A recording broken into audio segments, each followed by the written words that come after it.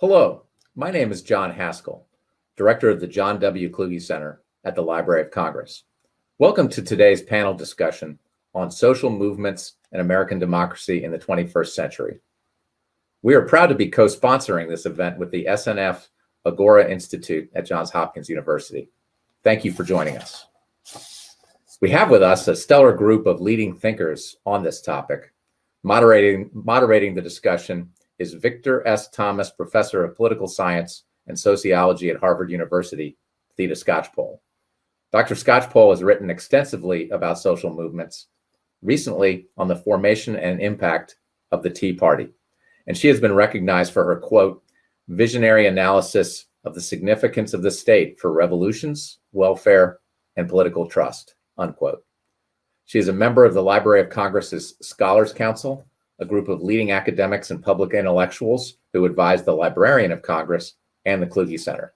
Dr. Skocpol is joined by Hari Hahn, the inaugural director of the SNF Agora Institute and professor of political science at Johns Hopkins University. She specializes in the study of civic and political participation, social movements, collective action and organizing, particularly as they all pertain to democratic revitalization. And she is the author of Prisms of the People, Power and Organizing in 21st Century America. Also joining us is Leah Wright, the Harry S. Truman Associate Professor of American History at Brandeis University and Associate Research Professor at SNF Agora Institute. And she's in the Johns Hopkins History Department. She is a nationally renowned expert on 20th century American political and social history, modern African American history, and contemporary social movements and political ideologies. Dr. Rigueur is the author of the award-winning study, The Loneliness of the Black Republican, Pragmatic Politics and the Pursuit of Power.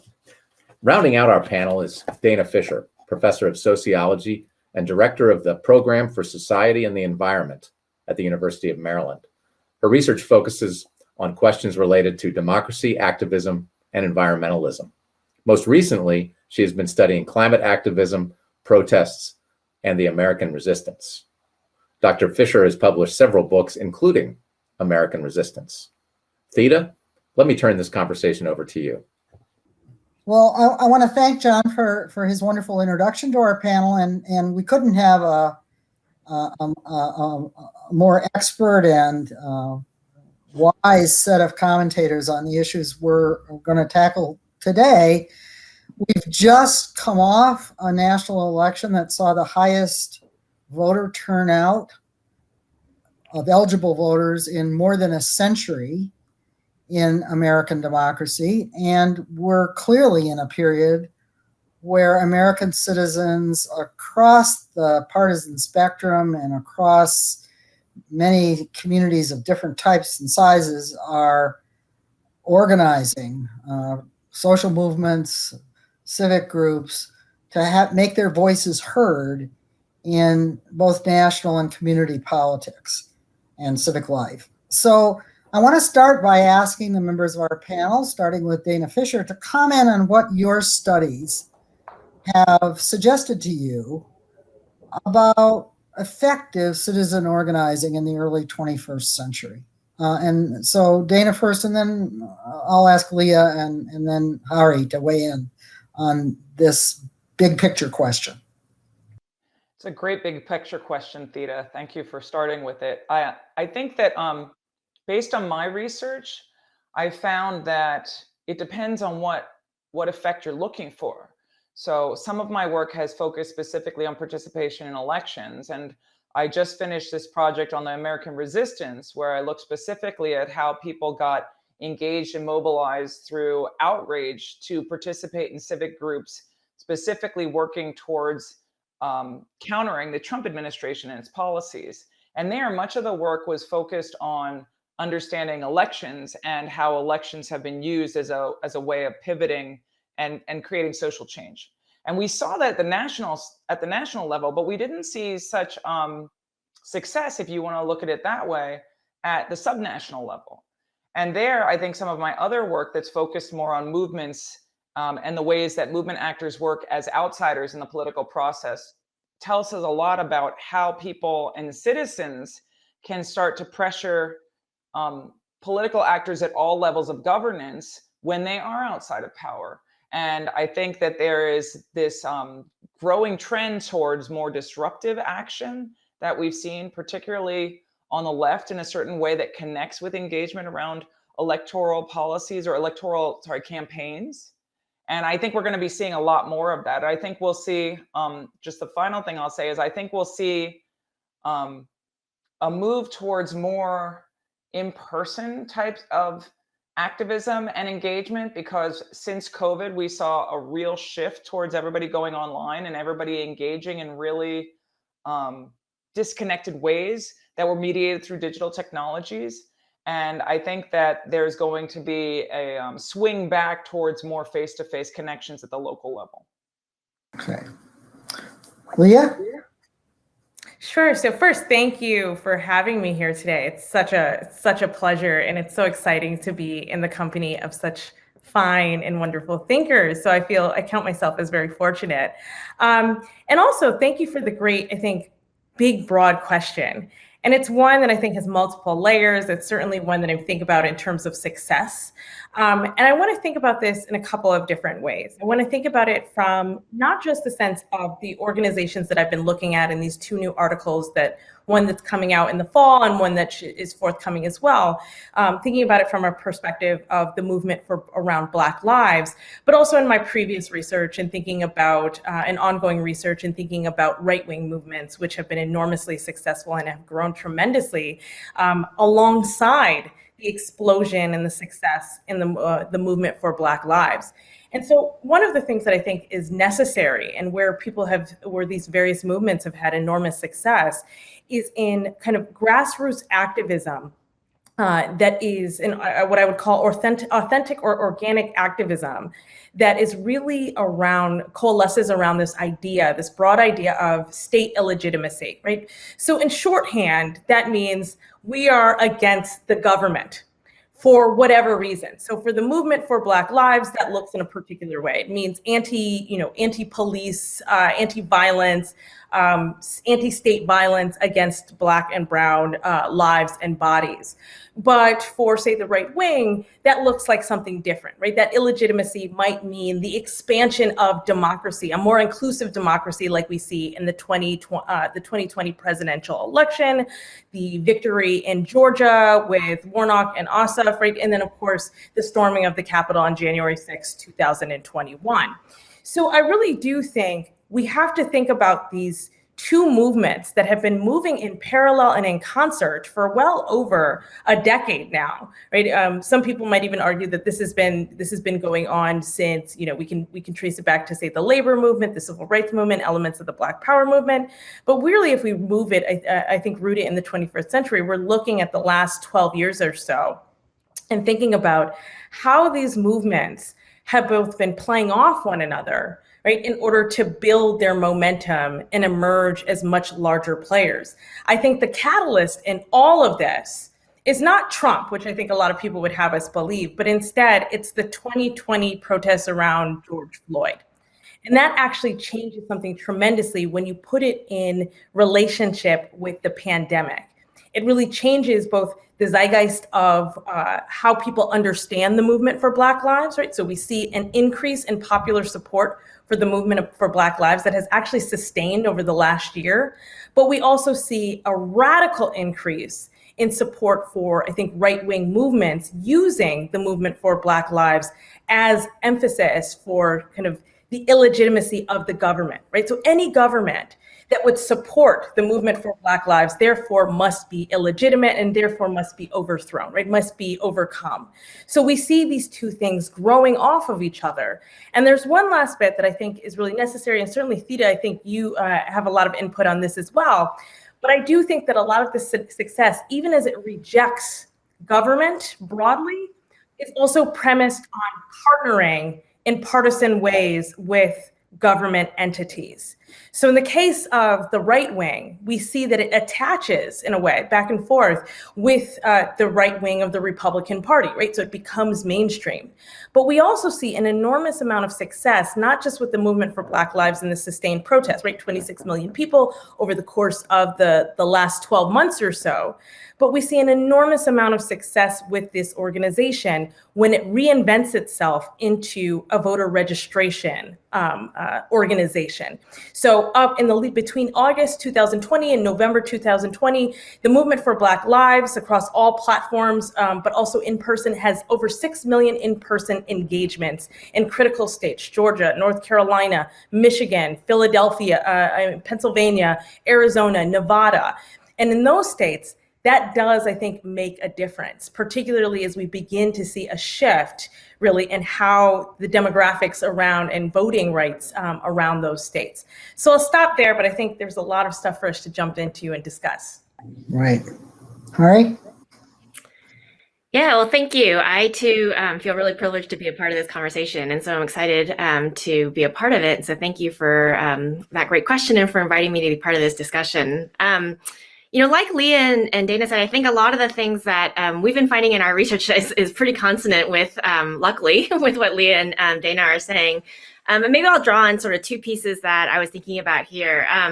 First, some colleagues and I have a book coming out later this month, actually, called Prisons of the People, that looks at left-leaning movements that have operated at the state level in the United States over the past decade or so and have been particularly successful in accomplishing their goals.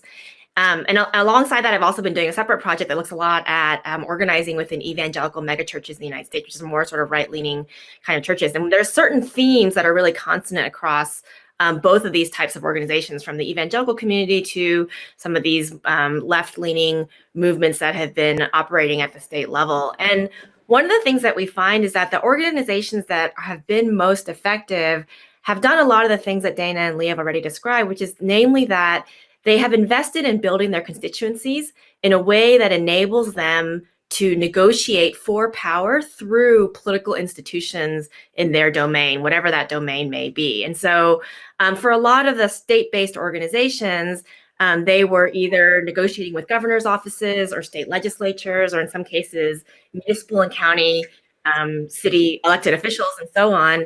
But whatever domain they were working in, the question was, what were the kind of tools that these movements could bring to the negotiating table that would enable them to have the greatest flexibility when they were negotiating for power, especially for organizations that were working with low-income constituencies or constituents of color. Change is not easy, and power doesn't topple easily. And so they had to engage in this long-term kind of negotiation to advocate for the interests that their people needed.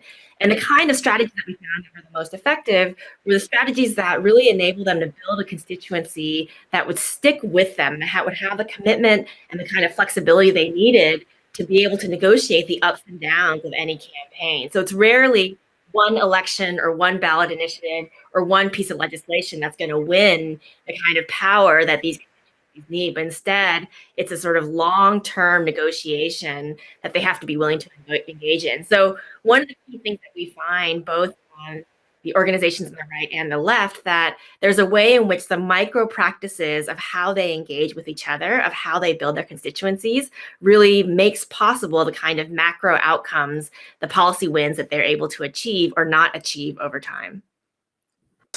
Okay, let me follow up with all of you in two ways. One, you've each spoken about measuring the impact or the success of a movement, which usually consists of various organizations, or an organization that is pushing for change of some kind. How do we do that? How do you know? And is it different for ones that are trying to elect someone versus those that are trying to affect policy? Most of these movements that you've talked about are trying to affect policy. And so that's one thing. And what role, if any, do backlashes play in this? How do we know if a movement or an organization is making progress toward engaging a constituency? You've all talked about that, to reach a goal, but at the same time is mobilizing those opposed to that goal. Maybe I'll jump in here. I can jump in to start if that helps. So, so on the question of how we of measuring power, so that's something that we thought about a lot in some of our work, because I think as you know, some of Dana and Leah's work shows that, you know, movements can win elections and lose power, right? And they can also lose elections and win power. And so winning kind of elections and or policy outcomes is not the same as gaining power over time. And so one of the things that we try to do is think about how can we assess not only the extent to which these movements are able to achieve stated goals like passing policy, winning elections, getting candidates into office and something like that, but also whether or not they're doing so in a way that wins power. And one of the things we did is things like, for example, using network maps to sort of show how the kind of power relations in a community might change over time. So if we're looking at the state level, for example, you can imagine that there's a sort of set of actors on a given issue that are key actors, and we were trying to sort of understand like what is the extent to which the movements are thought to be key players in, you know, negotiating for criminal justice policy or voting reform or something, whatever that kind of issue area is. And you know, a lot of the movements that we study, one of the things that we find is that if you look at sort of time one before they get involved, and then sort of time two after they wage a campaign around a particular issue, that the kind of their position within this network map really changes over time, you know? And so I think it's sort of based on this broader idea that power is a relationship. And part of what we want to understand is what is the extent to which these movements are in relationship with people that hold the power to make the change that they need on the outcomes that they want. And I think there's a variety of ways to think about that. On the backlash issue, I would say that is definitely a big challenge. And in my mind, I may be really curious to hear what others have to say about this, but in my mind, that's part of the reason why the ways in which these movements build constituency is so important, because even if they might win a short-term victory, if it incites a backlash that's going to sort of roll back whatever victory they had, that's why they need a constituency that's going to hang with them, not just for one big protest event, but for the kind of big institutional change that is actually necessary to make the long-term, more durable change that they want. And so the backlash, I think, is always a potential. And the question is, will your constituency stick with you over time? Okay. Leah, you got some thoughts about this? Sure. I think I'll start with the backlash part of it, because I think some of the research and some of the writing that I've been doing, particularly alongside the political scientist Megan Francis, finds that backlash plays an enormous role in this idea of creating these larger or sustaining these larger social movements that develop on both the left and the right. But namely, that there are a number of figures who are really, really good at taking advantage of backlash politics. So Donald Trump is the first person that comes to mind. And I think one of the things that we initially had seen in the emergence, in the aftermath of the 2016 election, is that it was quite evident that Donald Trump actually used this idea of the movement for Black lives, this idea of it. So not the actual movement, but the idea of it as a quite literal punching bag, right? So something that could be destroyed, something that could be held up and seen as the ills, right? So when we're talking about Make America Great Again, we're talking about rejecting this. We all know that Antifa becomes this kind of amorphous idea that is pulled out of this, that we see in these spaces over the course of Donald Trump's first term in office. We see that Antifa becomes this perpetual boogeyman, right? It becomes something for when things go wrong to say, well, it must be Antifa, it must be Black Lives Matter. We see this in the aftermath either of January 6th, where you have Trump supporters who are like, no, I did it, right? I am responsible for this. But we see that it becomes such a good kind of I think, punching bag in this moment, that the first instinct from Trump supporters who don't participate in the storming of the Capitol is to say, well, that must have been Antifa. That must have been the movement for Black lives in disguise, even though that actually makes no sense, right? Particularly when we look at the makeup of these groups. So I think, do you agree with Hari's point that the way a movement or organization that is subject to backlash, pushback, sustains its momentum is to keep its constituency engaged? Absolutely. So, and I think this also talks about this idea of success and failure, right? Concrete things. And I think one of the things we can look at with the movement for Black Lives is that the moment that they become the punching bag, there is a turning point where people believe that the movement for Black Lives has essentially collapsed, right? That it's gone, that there's no way it can sustain with the kind of presidential administration or the support that the right is gaining in that moment. So turning into this kind of backlash phenomenon. But instead, what we see is that it goes essentially underground for several years. It reinvents itself as an electoral movement, a state and local electoral movement, and they are incredibly effective at helping local and state politicians get elected, and in some ways borrowing heavily from strategies that we see with the Tea Party movement, 6 years earlier, or earlier in this, 10 years earlier in these cycles. But what I think is important here is that they come back, they coalesce, so they don't actually go away, but they come back particularly around this moment of George Floyd, right? So the actual kind of targeting of these groups allows them to sustain their constituency over a period of time when most people thought that they had disappeared. So they roar back, I think, with a vengeance in the aftermath of George Floyd's death at the hands of Derek Chauvin, the police in Minneapolis.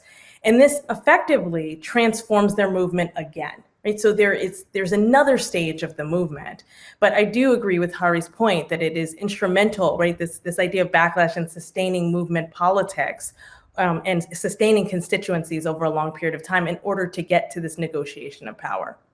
So I'm going to turn to Dana. I just want to underline 2 points that you've added to the discussion, Leah.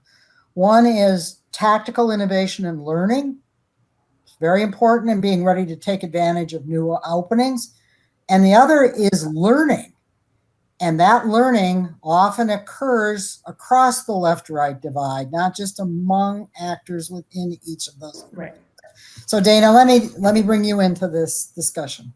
Well, I would just say, so I think that I'll start with this idea of tactical innovation and actually say that there is the notion of tactical diffusion, where we see tactics being adopted and adapted by movements and movement actors. We've seen it. We saw it recently with the movement for Black Lives. In fact, the research that I've done on the large-scale protests that happened after George Floyd was murdered in New York, Los Angeles, and Washington, D.C. show the ways that it helped to expand the constituency of the movement. It brought in white allies. It brought in many different organizations in solidarity, which continued to work in solidarity through much of the past year. And what we see at the same time is, and this goes specifically to your question about success, Theta, is that a lot of groups that have traditionally been focused around issues have pivoted in this moment to start to think specifically about electoral politics. Many of them got involved starting at the national level rather than starting at the local level, which I think is a challenge. But what we're seeing more recently is many groups that started out by trying to work on the presidential election realize that in this moment, to really affect social change, they're going to need to focus on who is in power, to find people in power whom they can actually work with. And so we see groups like Sunrise and many other groups starting to run their own candidates rather than trying to work with the people who are already in office and already in power. And this is a really interesting, I'm not sure if this is really a tactical innovation, but rather it's an expansion of the tactics and the ways that people are starting to think about success. So that success is not just about engaging with power, but actually becoming power. And we see it a lot with the conversation around climate change that happened before President Biden was elected, but also we see it since with this whole infrastructure battle that's taking place right now. With regard to backlash, I just say that I think that there's always going to be this pendulum, and we saw it during the civil rights movement. We saw it in many different movements. Some of my early research that was on the globalization movement, we saw something very similar, the anti-war movement, as well as most recently. But I think that what's fascinating is watching the way that tactics get adopted and adapted, so that the organizations that are able to innovate, but also to maintain their constituencies, or rather expand their constituencies. A lot of organizations call this expanding their tents, I think, are the most successful. especially as they move towards thinking about putting more people in power and, getting more contact there. Well, that certainly seems true of the environmental movement that you've studied. Now, I want to get a little bit more provocative here about the question of success.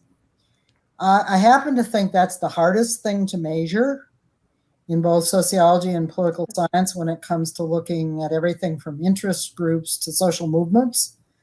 And I think there's a tendency to conflate success with getting a lot of people into the street.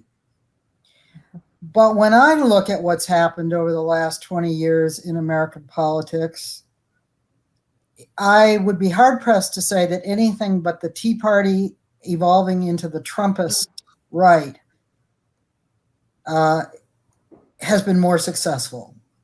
They've captured an entire political party with maybe 4 or 5 exceptions in the ranks of Congress, very few exceptions at the state level, which we have not talked about very much, and have maximized the leverage that an already non-metropolitan biased Senate and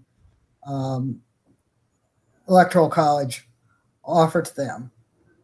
And I think there have been successes among left movements, and certainly the combined resistance and Black Lives Matter movements that have unfolded over the last 4 years.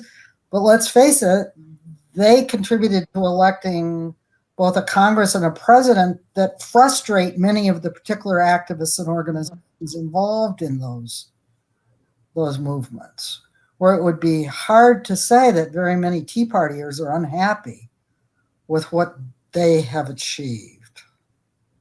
So what do we say about all of that? Is the level of engagement and activism and going into the streets and pressing power holders, which strikes me as the major model on the left, calling for people in office to do things, is that as successful as whatever it is has happened on the right that has happened through a major political party? I think that a lot of the question goes to some of my work, because I do a lot of work in the streets with the activists. So let me just say that I think that I unfortunately agree with a lot of what you're saying, Theda. I think that when movements target just bringing people out in the streets, and that is basically the end goal, if a large-scale protest is the end goal, I think a movement is bound to fail, unless the only goal is to say, look at these pretty pictures of people with pink hats flooding the streets or whatever. But that's really not what most movements are trying to do. I think that protests are a really great way to develop collective identity and to help to build momentum for achieving political goals, which unfortunately, as you point out here, we have not seen as many of the political successes as we've seen large-scale people on the streets. And I think that the tactic itself has become so indoctrinated into the sense of the left and the way the left thinks about how it does its work of activism and pushing for social change, that it has become a very, very difficult hurdle to get past. That said, there are examples of organizations that do protest, and instead of targeting or focusing on getting lots of people in the streets, they use it to build momentum and to build a collective identity that then transitions into other types of work. And that has been somewhat successful. We could see it around the fights against trying to turn back the ACA during the Trump administration, where we saw these kind of targeted efforts in the Congress, and specifically targeting specific elected officials, where there are these like protests that were following a lot of the tactics that the Tea Party originally used. I think we can see it with some of the work that the Sunrise activists have done, which is less these large-scale protests and rather more of these attention-grabbing acts of resistance that then transition into targeting specific issues, specific policy actor. But still, I mean, if we're looking at just general success, we still do not have any legislation around climate change. So not as successful as the examples you're raising. So I think it's a big issue, and I'm really interested to hear what the other people on the panel have to say about this. So I can jump in here, and I also want to say I would love to hear too. I know Hari has some very concrete examples of successes, right? And like what successes look like. So I want to say this is one of the points where I love being a historian, because I can say, you know, these points in time, we can look back and say, we didn't know that that was a success. We could say that it was a concrete success in the immediate, but the long term, we didn't really understand the full impact of the success until years later. So a perfect example of this is the 1965 Voting Rights Act, which is a direct result of that interaction between mobilization, organization, and then top-down electoral politics that produces this, you know, this vibrant, transformative act that has an immediate impact, right? We see some of the highest rates of voter registration in the South amongst Black people in the years immediately following the passage of the Voting Rights Act. But we actually don't see the real impact until roughly 1980, when there are over 5,000 newly Black elected officials, whereas in 1966, I think there were 66 elected officials at the national level who were Black, right? So we can see the transformation over time. But I also want to think about two things, which is one, this idea of success and how closely related it is to an idea of failure. And so I think a lot of times one of the things that we expect is this ROI, this immediate ROI, return on investment, when in fact, a lot of these movements, including right-wing movements, initially are built on failure after failure after failure. And we expect this kind of immediate, kind of concrete policy or some kind of attitude change or things like that, when in fact they don't show up for a very long time. So when we see, for example, success around corporate America in June 2020 saying we are going to stand against systemic racism, whatever that may mean, but we're going to take a stand against systemic racism. That doesn't happen overnight. That is a decades-long push, and lots of failures along the way. Which brings me, I think, to the second point, which is that I want to think about cultural shifts as a kind of success, particularly against the concrete successes of the right? And when I talk about concrete successes of the right, I want to echo everything that Theda said, but I also want to tack on the actual concrete successes of the right in the courts, which I see as one of the largest successes of a right-wing shift that was years in the making, decades in the making. But the courts in this country are fundamentally conservative because of an organized grassroots movement, right? But when I think about culture, the Federalist Society. Yes, exactly, the Federalist Society. So, but when I think about cultural shifts, even though it feels like the cultural war hasn't been decided, right? There are still moments where we're still fighting over this. We are now living in a decidedly different context than we were 10 years ago, 20 years ago, 30 years ago. So I want to think about the ways in which I think left activists have been really, really quite successful at changing the cultural temperature of American opinions and attitudes on cultural issues that hasn't necessarily turned into concrete victories and policies and institutions.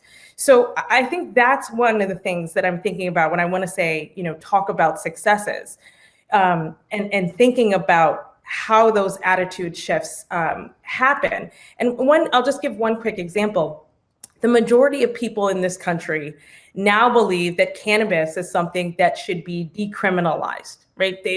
There is widespread agreement. And in fact, we're beginning to see, I think roughly 22 states have decriminalized this. It's not the moral issue that it was 10 years ago. That is a deliberate and I think direct result of activists actually working in concert with Wall Street, right, corporate America, and political public institutions that ends up changing attitudes around, how Americans understand the cannabis industry. Has it resulted in actual concrete federal policy? Not yet.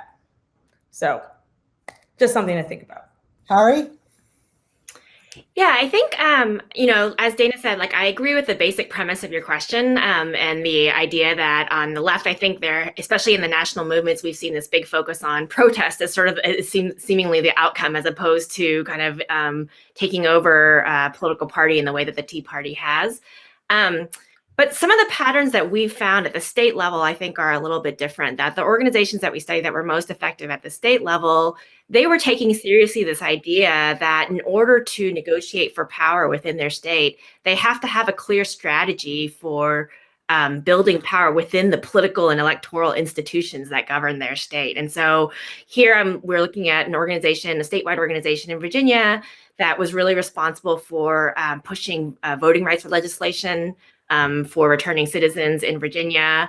An organization in Arizona that had done a lot of work to push back on the worst excesses of SB 1070, which is a very regressive anti-immigration law that was passed in Arizona in 2010. And they had sort of spent a decade kind of pushing back on a lot of the work there. And then another organization in Minnesota that had been doing a lot of work in trying to build up its own ability to sort of shape the agenda of the DFL, Democratic Farm Labor Party, in Minnesota, which is the branch of the Democratic Party in the state. And so, in that way, I think that these statewide organizations really were working in a pattern that was probably more akin to what we see in national organizing around the Tea Party on the right than what we see among some of the sort of more high-profile kind of national movements on the left. And none of these organizations got the same kind of media attention as the Women's March or the Movement for Black Lives or anything like that. But at the state level, we did a lot of work where,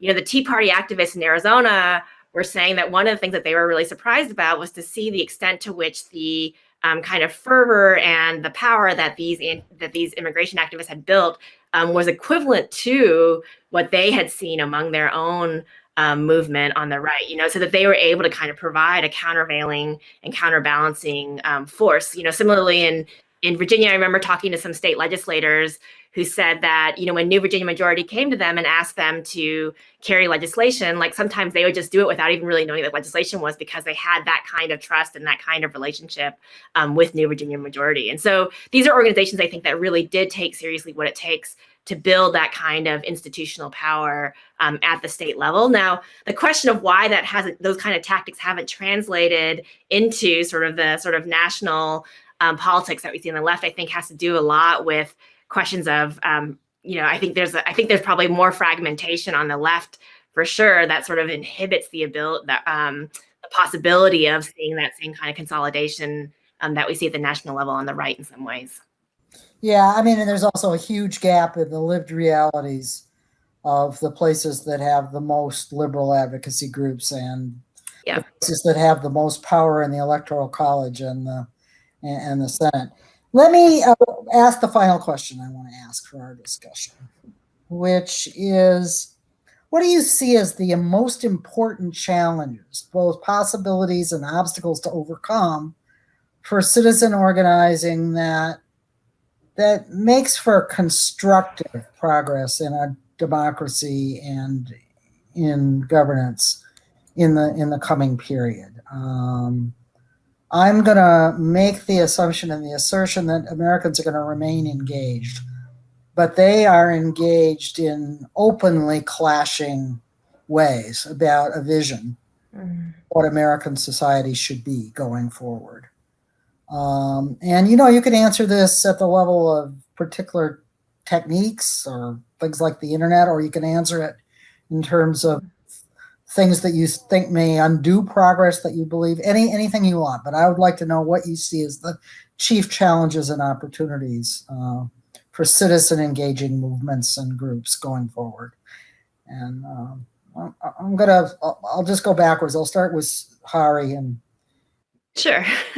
So maybe I'll answer that in two ways. So the first is actually not unrelated to what we were just talking about. I'll tell you a story about one of the organizations that we studied in Minnesota. And this is an organization that has been doing a lot of work over the years, try to build statewide power with it and in its own relationship to the Democratic Farm Labor Party and the Labor Coalition and other kind of left-leaning organizations within the state. And, they had gotten through this work, they had gotten into relationship with a lot of elected officials at the state level. And at one point, I remember talking to one of their organizers, and she was saying that they were in tension with one of the elected officials that they had helped elect because the elected official was taking a position on an issue that they didn't necessarily want. And some of the groups that they were in coalition with were saying, well, what we need to do is we need to go organize a sit-in in their office and just force her to take the position that we want. And what she said to her colleagues in this coalition was, I think you have more power than that. You have more power than just kind of going and organizing a sit-in in her office, because we're in this kind of relationship with her, and you can negotiate for the kind of position that you want this elected official to take. And I think that point, one of the things that it points to me is, I think, a broader conversation that we're seeing among a lot of the organizations on the left, which is this idea that part of the challenge is, how do we rethink what the relationship is of accountability between elected officials and people who hold positions of power in these political institutions and the grassroots movements that they're interacting with. And I think that there are ways in which we might want to think about what that kind of representational relationship looks like, as we think about actually having negotiation that goes beyond just this sort of model of sit-ins and protests that seems to sometimes have become dominant. So I think that's sort of one challenge, is how and what I would say is that we need to kind of reintroduce this idea of negotiation and negotiation within political institutions as being part of the repertoire of what these organizations need to be engaging with. The second thing I'll say is that, and this comes more from research that I've done with these evangelical megachurches, which is that a key lesson I feel like I've learned from a lot of those communities is the idea that so many of these communities put belonging before belief. So the idea is not that you believe in my cause and therefore you join my organization, but instead that no matter who you are, what you believe, whether you believe in God or not, whether you believe in our God or not, you're a part of our community, and we welcome you into this community of belonging. And then the hope is that belief kind of comes from that. And I think that's one thing where a lot of right-leaning organizations have been more effective than more left-leaning organizations that have really often put belief before belonging. And so I think one of the big challenges in thinking about organizing, especially organizing on the left, is where are the places through which we can create communities of belonging, especially communities of belonging across race, in a way that sort of creates a kind of basis for ongoing movement building that we want. Yeah, I'm just going to give a shout out to the book that Ziad Bunsen wrote years ago, showing that people joined with others before they became anti-abortion activists. They didn't start with the belief. And there is a strong kind of over-intellectualization that occurs among liberals in their thinking about this, who think you have to believe it. You have to know the issue first before you do anything. Probably the exact opposite is true. Probably the exact opposite is true. I 100% agree. I mean, that's one of my favorite books. And I would say, and we see that pattern in churches all over the place in a way that's really different from a lot of movements on the left that sort of ask people to sort of accept their creed before they're allowed to sort of join the movement itself. Well, that's how unions functioned in the past. They were communities of belonging, and then they engaged people. Leah. Sure. So I'm going to say a couple of things. One, I think the question of the internet is a question that and technology, but more so the internet, is one that we haven't solved. And, we haven't really talked about the development or the explosion really of conspiracy movements within these larger social movements and the kind of power that they have here. We haven't really had time to do that, but I think we should all be concerned about the challenges posed by this explosion that has really been re-entrenched under the pandemic, right? The conditions of the pandemic have made these kind of conspiracy worlds even worse. And I don't think we have a real grasping of the ways in which these conspiracy organizations or movements actually intertwine with religion, with race, right, with gender, and these kinds of things. We have an idea, but we don't have a real sensibility. We don't have a depth of understanding. And then the other thing that I'll say is that I think one of the big challenges that we come up against is that the very same thing that mobilizes groups on the left, right, the very basic broad idea of inclusion, of expanding democracy, of justice for all, is the very same thing that motivates, right, a very large portion of the right, right? So this idea of restrictions on democracy for me, but not for thee. this idea of pushing back, right? Backlash to this idea of expansive ideas of inclusion. And I don't think that we have a solution for that in a way that goes beyond kind of surface conversations or, talking about the issue, when in reality, January 6th should have been a wake-up call for everyone, right? Demonstrating that, in fact, this is more than just partisanship. This is more than polarization, that this actually has, I think, violent elements to it that are fundamentally anti-democratic, that are authoritarian in nature, and really that there is a good portion of the country that is okay with that. I don't know how you move forward. I think one of the ways perhaps is to think, as Hari said, to think about how do you bring people into the fold. That's not necessarily about being an ideologue first, right? It's about being part of a community first and learning second. But also, I think it is about providing room for people to fail, both fail in their techniques, right? So saying, trying different things out, saying we're going to go in this direction, we're going to try here, but allowing room and space for people to come in with their ideas that may not 100% adhere to these ideas of, a forward movement, but instead seeing it as a learning space, learning potential. Now, that does mean a lot of legwork for people who are activists, who are politicians, who are policymakers.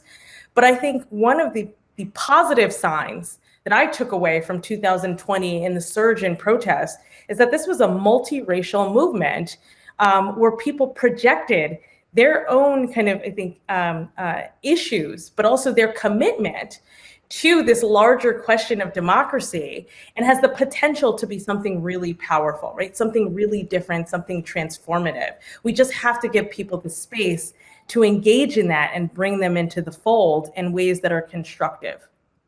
Shall I go? Yes. Well, these are great. I mean, it's great to get to go last. But just to say, in a lot of ways, I want to just build on what Leah and Hari have both said. The way that I would answer your question, Thea, is I would say that I think the most important challenges and opportunities are driven by persistence, right? We have seen this increased heightened level of civic participation, citizen engagement, involvement in democracy in all ways. And as I've talked with lots of activists as I've been doing my research, I always respond, I always end up saying to them, but this is a marathon, it's not a sprint. So the sprint was, somewhat successful, but the deal is that this time after the small success is when we have to see if social change happens. And social change requires persistence and long-term engagement. And to the degree that organizations have the capacity to sustain that level of engagement by sustaining participation among the people who got involved in the first place, that's where the big challenge is. It's also an opportunity. I mean, a lot of these groups have used distributed organizing and other digital tools to try to mobilize people to get involved in new and innovative ways. And they did that even more so due to the pandemic. But the question is, how do you sustain that type of engagement? And can you sustain that type of engagement and translate into some sort of relational interaction? Because without relational contact, as I think Hari mentioned before, it's extremely difficult to move that type of involvement or mobilization into actual organizing and activism that has long-term effects. So I think that's a huge challenge, but there are opportunities because these people are already activated. They've already been paying attention. I mean, one of the things that I thought was so fascinating after 2016 is the degree to which everybody was paying more attention than they ever were before. And I think that those conversations that I had with, delivery people and other people out, in my community that I never would have expected to talk to people about before. The other thing that I think is really a challenge, but also an opportunity, is thinking about the way that social change happens as incremental change, right? So it's not about large scale solving all the problems with one bill, right? I mean, it wouldn't be beautiful if you could just pass that one bill, it could get through the Congress, the president would sign it, and then the world is a better place. But that's not how policymaking works. And I think that many activists get involved, particularly on the left, with these really ambitious goals. and get very frustrated by the need for incremental change and the need for compromise. And so I think that this leads me to go back to Hari's point about this belief versus belonging, which I think is a really great way of talking about it, because I think that we see on the left a lot of consistency of belief recently, but then channeling that belief into belonging requires organizations with real infrastructure and capacity. And I think that's the place where there are real opportunities. And, hopefully we all, because I know Leah and Hari have amazing tools in their toolboxes. I try to provide some myself. Hopefully we can help to provide those kinds of tools that make that kind of sustained change possible. Okay, well, there are a lot of insights here, and I want to thank everyone. I want to close with a thought, too, that many people who are active on the right have just as much moral confidence in their beliefs as the people and are building relationships around those beliefs, or perhaps even creating new beliefs out of the relationships in ways that we've discussed for more of the left-leaning movement. And both sides are highly active, and there are turns toward threats of violence that are more pronounced on the right but exist on the left as well. And so I think this is a challenging period, a period of both hope and possibility, not necessarily for one big leap in a particular direction, but for tipping things in one direction or another.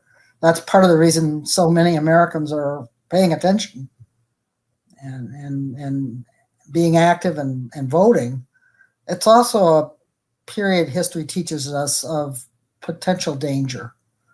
And some of the things that each of you have laid out today, I think, have helped us to think about that full range of possibilities. So thank you.